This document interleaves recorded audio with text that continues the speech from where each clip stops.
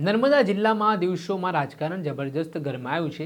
જે રીતે સાંસદ મનસુખ વસાવા દ્વારા ધારાસભ્ય ચૈતર વસાવા સામે 75 લાખ રૂપિયાના તોડનો આરોપ કર્યો છે, તેને લઈને વિવાદ પણ વકર્યો છે। હવે આ ઘટનાને લઈને આમ આદમી પાર્ટીના વિસાવદરના ધારાસભ્ય ગોપાલ ઇટાલિયા ધારાસભ્ય ચૈતર વસાવાના સમર્થનમાં આવ્યા છે।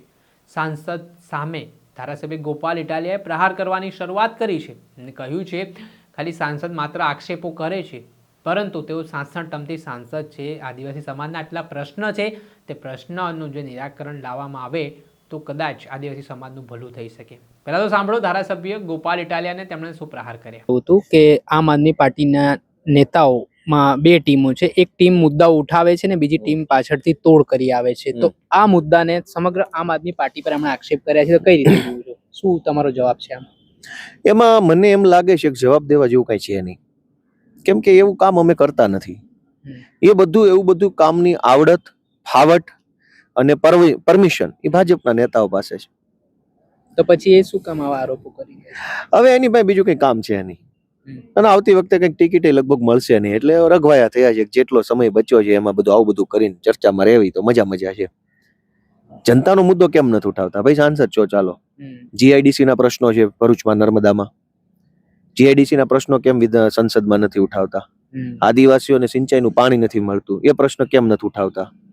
આદિવાસીઓને જંગલના જમીનની સનદ નથી મળતી, તો એ પ્રશ્ન કેમ નથી ઉઠાવતા? અનેક આદિવાસી વિસ્તારોમાં પીવાનું પાણી નથી આવતું, એ પ્રશ્ન કેમ નથી મનસુખભાઈ ઉઠાવતા?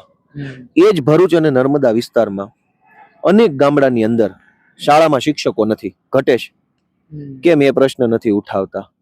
નર્મદા જિલ્લાની અંદર જ આપણે જોયું હતું, ભરૂચ નર્મદામાં, કે કોઈ બેનને ડિલિવરી થાય તો પેલી જોડીમાં નાખીને લઈ જાય છે, એ પ્રશ્ન મનસુખભાઈ કેમ નથી ઉઠાવતા? મનસુખભાઈ સાંસદ છે તો ભાઈ અમારી વિનંતી છે, એ તો મોટી ઉંમરના છે એટલે મારે બીજું બોલવું નથી, પણ તો જે કરવાનું છે પ્રશ્ન ઉઠાવો ને, સરકાર તમારી છે, કેમ બેનો દીકરીઓને જોડીમાં નાખીને લઈ જવી પડે દવાખાને?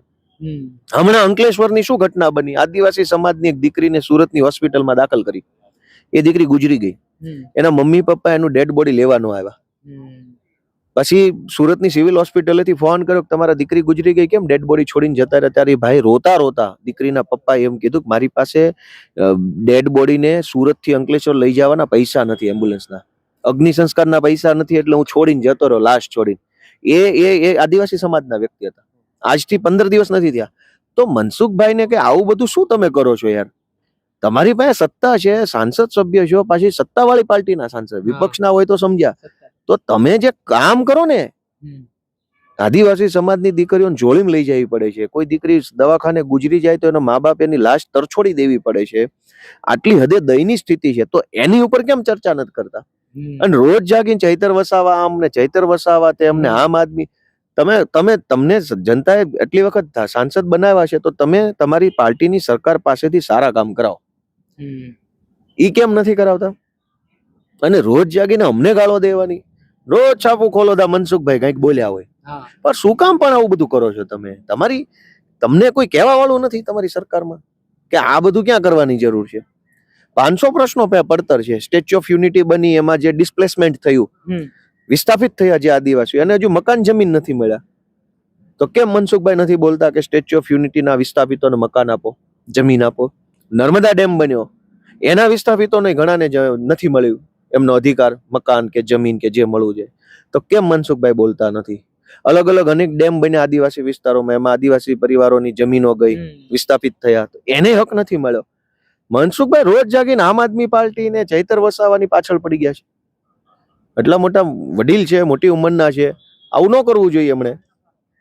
અને આદિવાસીઓમાં મુદ્દાની ક્યાં તાણ છે? આદિવાસી સમાજમાં તો એટલી બધી અત્યારે સમસ્યાઓ છે કે કહેવા બેસો ને તો 1 મહિના સુધી બોલી શકાય એટલા મુદ્દા છે, તો એ કેમ નથી બોલતા?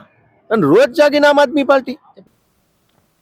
આપણે સાંભળેલા વિસાવદરના ધારાસભ્ય ગોપાલ ઇટાલિયા, જેમાં ધારાસભ્ય ચૈતર વસાવા અને આમ આદમી પાર્ટી પર જે તોડબાજીના આરોપો લાગ્યા છે, તે મામલે તેમણે ખુલાસો કર્યો છે અને સાંસદ સામે તેમણે આકરા પ્રહાર કરવાની શરૂઆત કરી હતી, જેને લઈને રાજનીતિ પણ ગરમાઈ છે। દર્શક મિત્રો, આવા જ નવા વિડીયો સાથે આપને માહિતગાર કરતા રહીશું, એટલે નવજીવન ન્યૂઝ જોતા રહો। વૈષ્ણવજન તો તેને કહીએ જે પીડ પરાઈ।